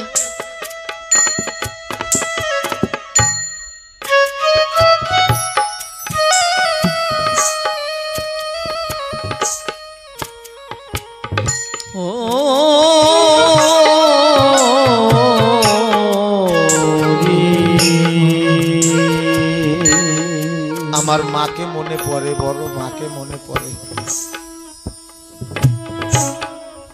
তখন উদ্ধব বুঝতে পারলো মা সন্তানের স্নেহ বন্ধন কেমন, কত গভীর, কত নিগুড়। তাহলে প্রতি যুগে এই দ্বাদশ আজ্ঞা কিন্তু প্রতিপালিত হয়েছে। আমরা যে কেউ এর যে কোনো আজ্ঞা পালন করতে পারি। তার জন্য মতুয়া হতে হবে না, করঙ্গের হার গলায় নিতে হবে না, চুল রাখতে হবে না। চতুর্থ আজ্ঞা হলো, চরিত্র পবিত্র ব্যক্তির প্রতি জাতি ভেদ করিও না। একজন চরিত্রবান ব্যক্তি সে যে কেউ হতে পারে, আমার কোনো অধিকার নাই তাকে আমি বৈষম্যতার ঘেরার বাইরে ফেলে দেব। কারণ এই চরিত্রই হলো সব থেকে বড় সম্পদ। রাখলে চরিত্র ঠিক অটল নিরিখ, তবে ধরতে পারবি সেই অধরে। যে যত করো চালাকি, পরে বসবে জ্বালাকি। ধর্ম বাহিরে কোথাও নয়, ধর্ম হলো মনের ভিতরে, ধর্ম হলো গৃহে। তাই হরিচাঁদ ঠাকুর এই গৃহ ধর্মকে প্রাধান্যতা দিয়েছে। ষষ্ঠ, ষড়রিপুর প্রতি সাবধান থাকিও, কাহারো ধর্ম নিন্দা করিও না, কাহারও ধর্ম নিন্দা করিও না। যে তারককর্তা লিখেছেন, কত বড় স্বাধীনতা দিয়েছেন আমার তারক গোসাই, যা কোনো যুগে দেয়নি, কেউ দেয়নি। যে যাহারে ভক্তি করে সেই তাহার ঈশ্বর, কোনো বাধা নাই। আপনি যে কেউকে মানতে পারেন, কোনো বাধা নাই। সপ্তম, কাহারও ধর্ম নিন্দা করিও না। অষ্টম, বাহ্য অঙ্গ সাধু সাজ ত্যাগ করো, সাজতে হবে না, মনকে সাজাতে হবে। মনকে সাজাতে পারলে সবকিছু হবে জগতে।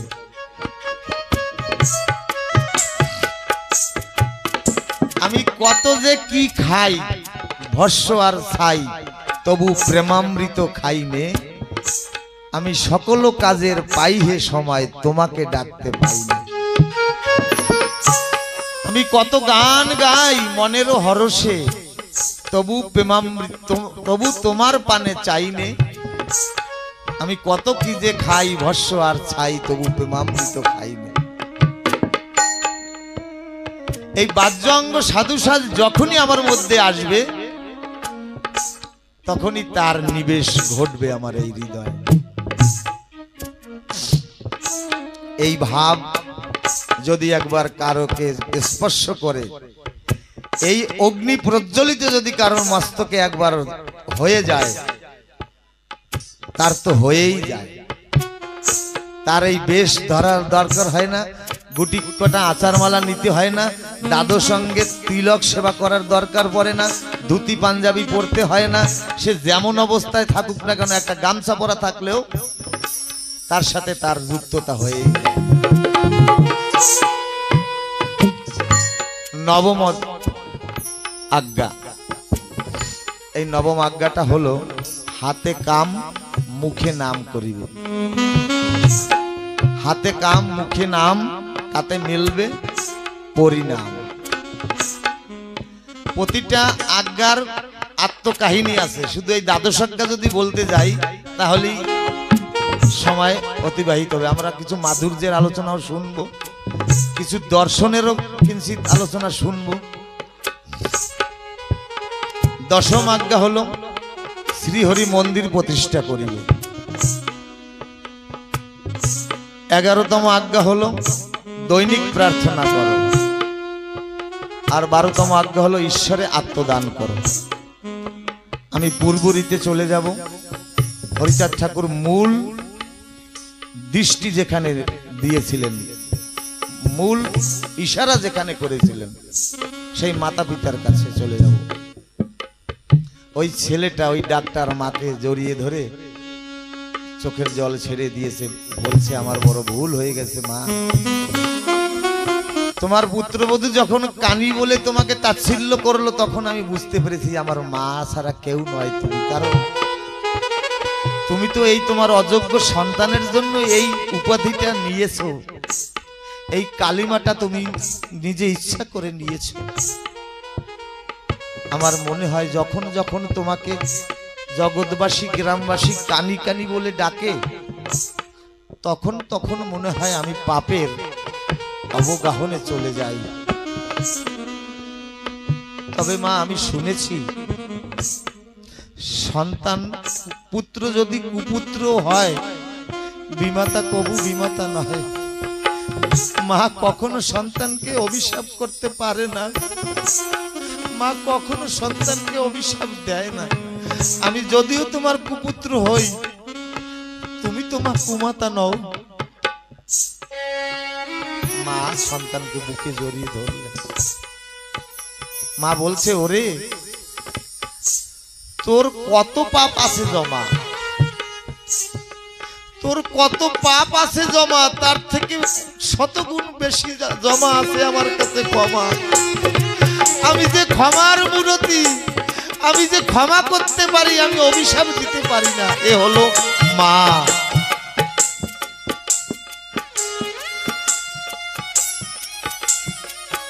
মাকে ঘরে নিল।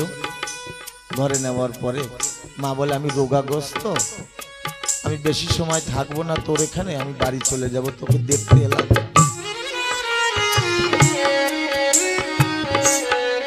ছেলেটা মনে মনে ভাবলো মা এসেছে, মাকে একটু চিকিৎসা করি। পরের দিন নার্সিং হোমে নিয়ে গেল। ভালো ভালো ডাক্তার এনে মাকে 1 সপ্তাহ চিকিৎসা করালো। মা ভালো হয়ে গেল। মা বলছে, এইবার আমি যাই। ছেলেটা বলছে, জানো মা, এই 1 সপ্তাহে তোমার পিছনে কত টাকা আমি খরচা করেছি? বলছে, কত টাকা? বলে, 7 লক্ষ টাকা খরচা করেছি। ভালো ডাক্তার এনেছি তোমার জন্য, স্পেশালিস্ট ডাক্তার এনেছি। মা বলছে, আচ্ছা 7 লক্ষ খরচা করেছিস, তাহলে তুই এই যে ঘরটায় ভাড়া থাকিস, কত ভাড়া দিস? বলে, মাসে 1 লক্ষ টাকা দিই, বছরে 12 লক্ষ টাকা ভাড়া দিই আমি। মা বলছে, তবে তোর একটা কথা মনে পড়ে কি, তুই জন্ম হবার আগে একটা ঘরে তুই ছিলি 10 মাস 10 দিন, তুই সেই ঘরের ভাড়া তো আমাকে দিস দে, আমার গর্ভে তুই 10 মাস 10 দিন ছিলি, সেই গর্ভের ভাড়াটা আমাকে দিয়ে দে।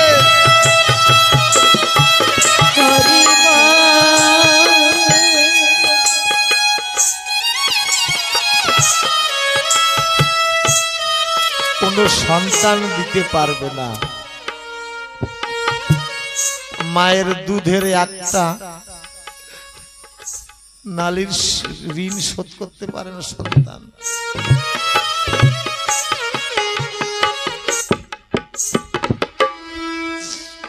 আপনারা শুনে থাকবেন, অসীম সরকারের দলে যে লোকটা হারমোনি বাজাতো না, একটা বিজয় সরকারের দলের লোক, উনি নিজের চোখে দেখেছে, ওনার মুখে শোনা কথা। বাংলাদেশে এমনি একটা ছেলে বউর কথা শুনে মাকে নিত্য নিত্য ঘর থেকে বাহির করে দিত। ওই মা বলতো, ওরে খোকা তুই বিনা দোষে আমাকে বৌমার কথা শুনে প্রতিদিন ঘর থেকে বাহির করে দিস, এত কষ্ট ভগবান সইবে না। আমি তো তোরে অভিশাপ দেব না, কিন্তু আমি যাকে ভালোবাসি, যাকে ভালোবেসে যার পূজা করে তোকে পেয়েছি, সে আমার কষ্ট কিন্তু সহ্য করবে না। তুই এমন কোনো দুষ্কর্ম করিস না, আমার সাথে দুর্ব্যবহার করিস না, যে ভগবান তোর দিকে কোপিত হয়ে যায়। কিন্তু ওই সন্তানটা বুঝতো না। ওই মা কোপিত হয়ে বলল, তুই আমাকে এত জ্বালা যন্ত্রণা বিনা দোষে দিচ্ছিস, আমার কথা নিস, একদিন তোকে এই তৃণ ঘাসের মধ্যে সুন্দরবনের বাঘ এসে তোকে খাবে। মা এই বলে চোখের জল ছেড়ে দিতে, হে ভগবান আমি আজকে কি অভিশাপ দিলাম সন্তানকে। মায়ের মধ্য থেকে ঈশ্বরের অভিশাপ প্রাপ্ত হয়েছে। ছেলেটাকে বলছে, একদিন এই দুর্বাঘ আসে তোকে সুন্দরবনের বাঘে খাবে, দেখিস, তুই অযথা মাকে কষ্ট দিস। মা যদিও বলেনি, শূন্যবাণী হয়েছে, আকাশবাণী হয়েছে। ওই লোকটার নাম প্রফুল্ল, খুব সম্ভব প্রফুল্ল, উনি বিজয় সরকারের দলে হারমোনি বাজাতেন। উনি নিজের চোখে দেখেছে সেই ছেলেটাকে ওই দুর্বা ঘাসের মধ্যে ওই রয়্যাল বেঙ্গল টাইগার এসে ওই ছেলেটাকে খেয়েছে। বাংলাদেশের অনেক মানুষ দর্শন করেছে। এ হলো মা। আমার হরিচাঁদ, গুরুচাঁদ, না জানি কত জন্মের বান্ধব তোমরা। কোন যুগে এমনি ভাবে মা বাবাকে ভক্তি শ্রদ্ধা করতে পারি নাই, শুধু এই জন্মে আসি নাই, এসেছি বহুবার এসেছি, কিন্তু কোন জন্মে মায়ের রাতুল চরণে দুপুটা চোখের জল দিতে পারি না, বাবাকে কখনো শ্রদ্ধা ভক্তি করতে পারি নাই। তোমার আগমনে, তোমার প্রেরণায়, তোমার আশীর্বাদে, তোমার দর্শনে আজ মাতা পিতাকে চিনেছি, মা বাবার আশীর্বাদ পেয়েছি। সেই মাতা পিতা প্রেমানন্দে জয় জয় শান্তি হরি গুরুচাঁদ সত্য ভামাতার চাঁদ পিতে হরি হরি বল মন, হরি বল হরি হরি হরি বল হরি বল হরি বল। একজন ভাবুক গান লিখেছিলেন, যারা মাকে ভালোবাসো না তারা আমার গান শুনো না, যারা মাকে করো অবহেলা ভাবে শত্রু আমার সেই জন্য। আমি সবার চরণ জড়িয়ে ধরে বলবো, বিনম্র স্বভাবে বলবো, আমরা যারা মা বাবাকে হারিয়েছি আমরা তো দুর্ভাগা, অভাগা। যাদের মাতা পিতা এখনো জীবিত আছে, মনের ভুলেও যদি মনে মনে অনুমান হয় যে আমি মায়ের প্রতি অশ্রদ্ধা করেছি, মায়ের চরণ ধরে যেন আমরা বলি, মাগো তুমি ক্ষমা করে দাও, তুমি না ক্ষমা করলে ভগবানও আমাকে ক্ষমা করবে না। হরি বল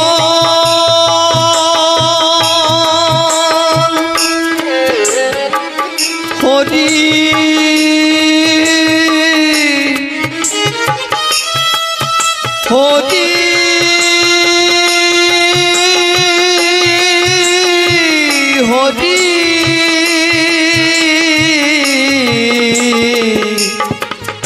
হরিব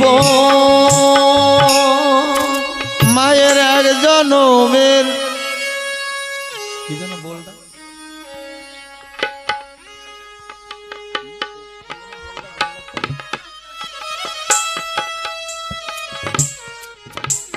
ওরে শত জন্ম সেবা করে শোধ হবে নারী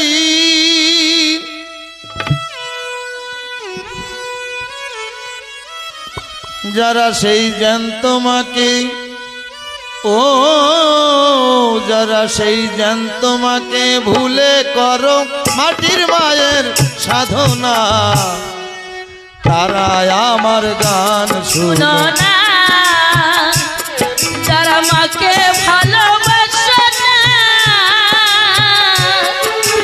তারা আমার গান শুনো না।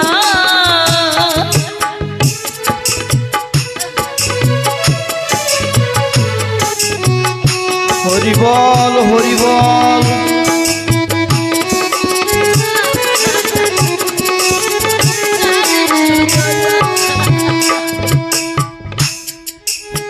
আমার মায়ের দুগ্ধ এক জনমে খেলে যত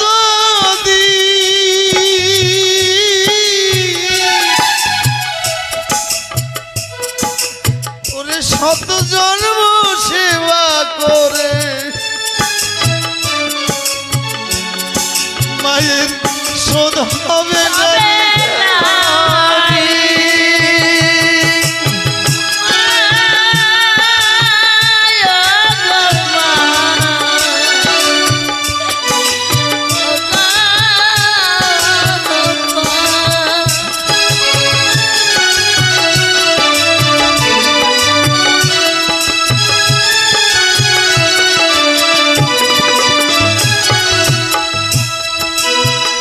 যারা সেই জ্ঞান তোমাকে ও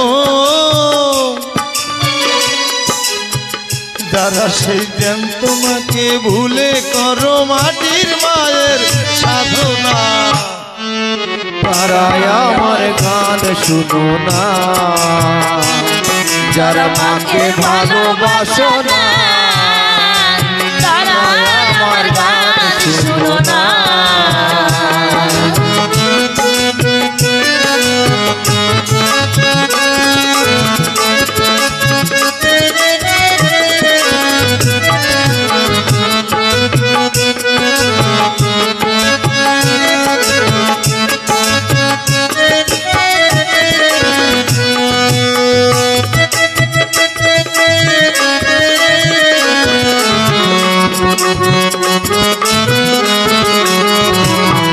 যারা মাকে ভালোবাসো না তারা আমার গান শুনো না যারা ভালোবাসো না তারা আমার গান শুনো না ওই আমার মায়ের মতো আপন আমি কোথাও পাইনি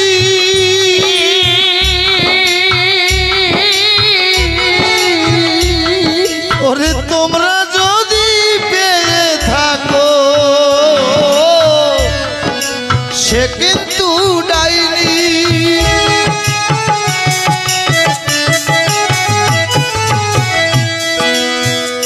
যদিও প্রসঙ্গ ক্রমে কথাটা বলতে হয় জীবনমুখী গায়ক নকুল বিশ্বাস বাংলাদেশ মাদারীপুর বাংলাদেশ সরকারের তত্ত্বাবধানে মন্দির করার সহযোগিতা পেয়েছে কিন্তু মন্দিরে কোনো দেবতার মূর্তি নাই কোনো দেবতার মূর্তি নাই হরিচাঁদ ঠাকুরের মূর্তি নাই কৃষ্ণের মূর্তি নাই কারোর মূর্তি নাই যতদিন মা বাবা জীবিত ছিল ওই নকুল বিশ্বাস নিজের হাতে সকালবেলায় মা বাবাকে স্নান করিয়ে ওই জ্যান্ত ভগবানকে বেদিতে বসিয়ে মনোভুলে চোখের জল দিয়ে মা বাবার চরণ পূজা করত জ্যান্ত ভগবান জগতে বিরল এই দৃষ্টান্ত কত মহান দেখেছি কত মহিষী দেখেছি, কিন্তু এই দৃষ্টান্ত কেউ দেখায় নাই জগতে। আর নকুল বিশ্বাস দেখিয়ে গেছে। 3 বেলা সকালে দুপুরে সন্ধ্যায় জ্যান্ত প্রতিমা আর ওখানে পূজা হতো, মা বাবার পূজা করত। মা বাবা নকুল বিশ্বাসকে অনাবিল আশীর্বাদ করেছে, নকুল রে তোকে ঠাকুরের কাছে চেয়ে পেয়েছিলাম, আমি গর্বিত, আমার গর্ব সফল। সে বিধাতার কাছে আমি এই চাই, জন্মে জন্ম যেন তোর মতো সন্তান আমার পেটে আমি ধরতে পারি। মা বাবার মন বুঝে কর্ম করে উত্তম সন্তান কইতারে। জগতে যদি উত্তম সন্তান হতে হয়, প্রতিষ্ঠিত মানুষ যদি হতে হয়, শুধু মানুষ নয়, জগতে যদি দেবতুল্য হতে হয়, তাহলে জ্যান্ত ভগবানকে পূজা করতে হবে, যা আমার হরিদর্শন করে। ওই মায়ের মতো আপন আমি কোথাও পাইনি,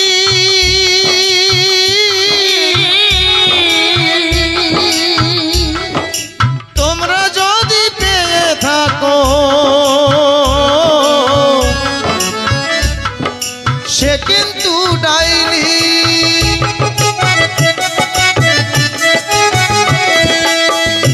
ও সেই জ্যান্ত মাকে, ও সেই জ্যান্ত, ও সেই জ্যান্ত মাকে ভুলে করো মাটির মায়ের সাধনা, তারা আমার গান শুনো না, যারা মাকে ভালোবাসে না তারা আমার গান শোনো না।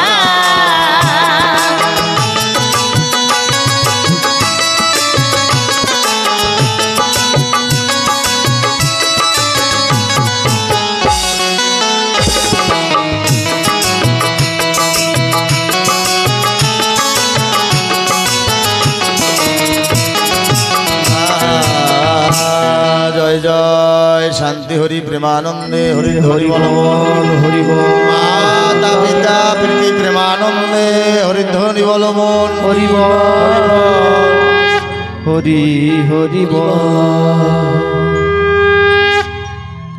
জয় হরি চাঁদ, জয় গুরু চাঁদ। শুধু ভক্তমণ্ডলী, মহা ভাবের দ্বারা মন নির্মল হয়, অকামনা ভক্তি পাকিলে তাকেই প্রেম কয়। অনেক অনেক দৃষ্টান্ত রেফারেন্স আছে। এই জায়গাটা, এখান থেকে এরকম কোনো শব্দ বহির্গত হওয়া উচিত নয়, যাতে এই স্থলের হেয়তা অবমাননা হয়। কারণ এখান থেকে কোনো একটা ভুল শব্দ যদি প্রচার হয়, একজন ডাক্তার যদি পথভ্রষ্ট হয়ে যায়, ট্রিটমেন্ট চিকিৎসা ভুল করে, 5 জন 10 জন 20 জন রোগী প্রাণ ত্যাগ করবে। একজন ইঞ্জিনিয়ার ডিপ্লোমায় যদি ভুল করে, হয়তো একটা পুল কি 2টো ব্রিজ ভেঙে যেতে পারে। কিন্তু একজন পাঠক বা একজন মহৎ, একজন সাধু যদি ধর্মকে আধার না করে, ভুল প্রচার করে, পুরা সমাজটা প্রদূষণ হয়ে যায়, পুরা জগৎটা নষ্ট হয়ে যায়। তাই সবাই আশীর্বাদ করবেন, এমন কোন রেফারেন্স যেন না বেরোয় আমার মুখ থেকে, যাতে মানুষের এই জায়গাটাকে মানুষে হেও মনে করে, এইটা যাতে না হয় আমার দ্বারা, এই অপরাধটা। আর যদিও ভুলবশত কোনো একটা শব্দ বের হয়, আপনারা রাজহংসের ন্যায় তেমনি ভাবে আপনারা গ্রহণ করবেন, জলটুক ফেলে দিয়ে ক্ষীরটুক গ্রহণ করবেন, এই আমার আবেদন রইল স্থল থেকে।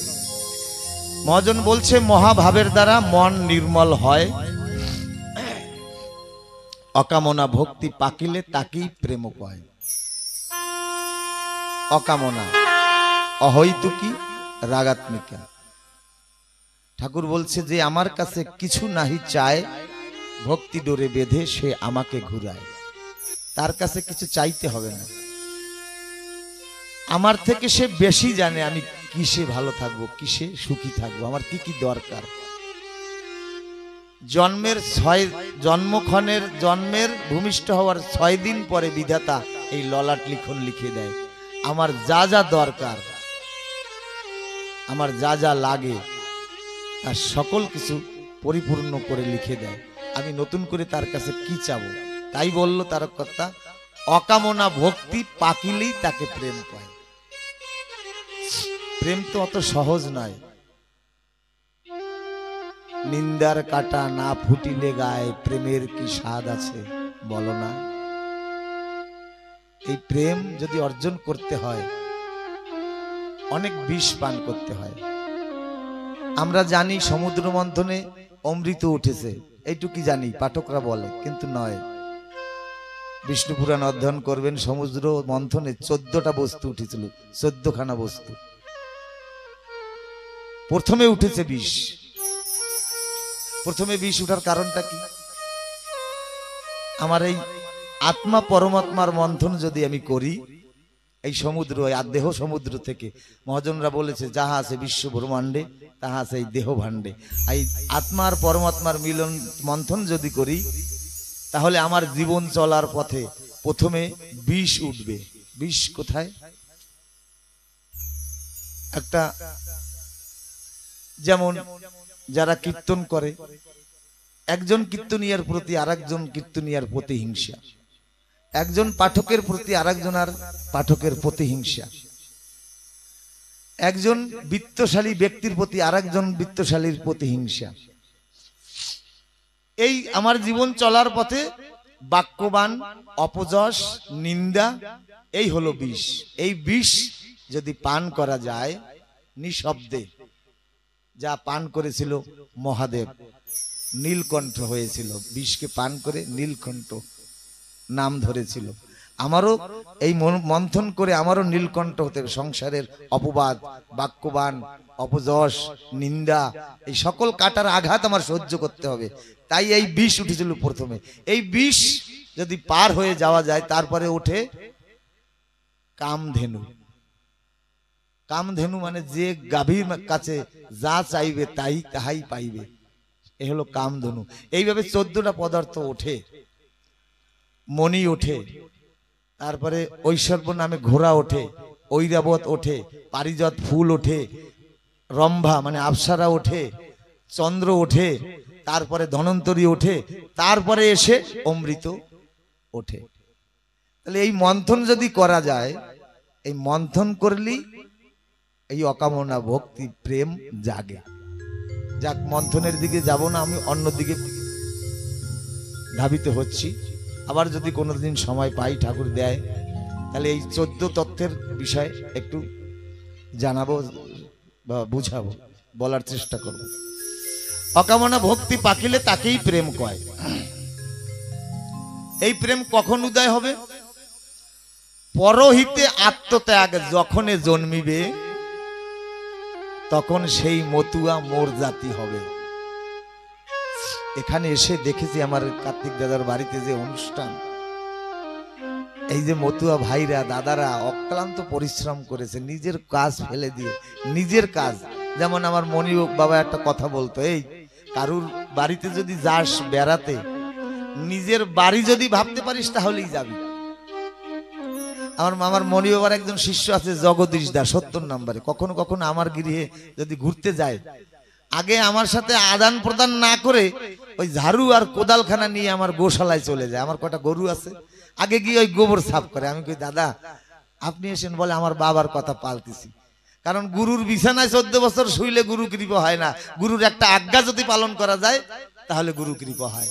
আমার বাবা বলে গেছে, কারুর বাড়িতে যদি আপন ভাবতে পারিস, নিজের বাড়ি মনে করতে পারিস, তাহলে যাবি। তাহলে তোমার বাড়ি আমার বাড়ি এক বাড়ি। তাই এসে আমার আতালের গোমাই আমি সাফ করতেছি, অসুবিধা কোথায়?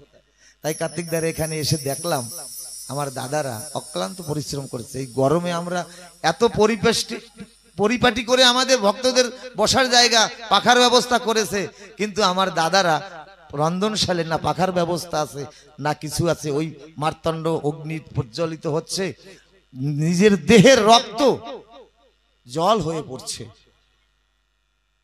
এ হলো মতুয়া। আত্মসংস্কার হয় আপনার গুণে, পর নিন্দা কবু নাহি করো এ জীবনে। তাই তখন সেই জাতি মোর জাতি হয়, সেই ভাই মোর জাতি হয়। মতুয়া ভাইয়ের কথা, পরহিতে আত্মত্যাগ যখন জন্মিবে তখন সেই মতুয়া মোর জাতি হবে। মহেশ ব্যাপারী আমার বিচরণ পাগলের জ্যাঠামণি। মহেশ ব্যাপারী বিচরণ পাগলের মা ছোট্টবেলায় মারা যায়, ওই জ্যাঠামণির কাছে বিচরণ পাগল মানুষ হয়। তো ওই মহেশ ব্যাপারী ধামে যাবে বারুণী মেলার সময়, ধান খেতে একটা ছোট্ট বাছুর ঢুকেছে, অলক্ষ্যবশত ওই বাছুরটাকে একটা ঢিল মেরেছে, বে জায়গায় লেগে বাছুরটা তৎক্ষণাৎ ওখানে মারা যায়।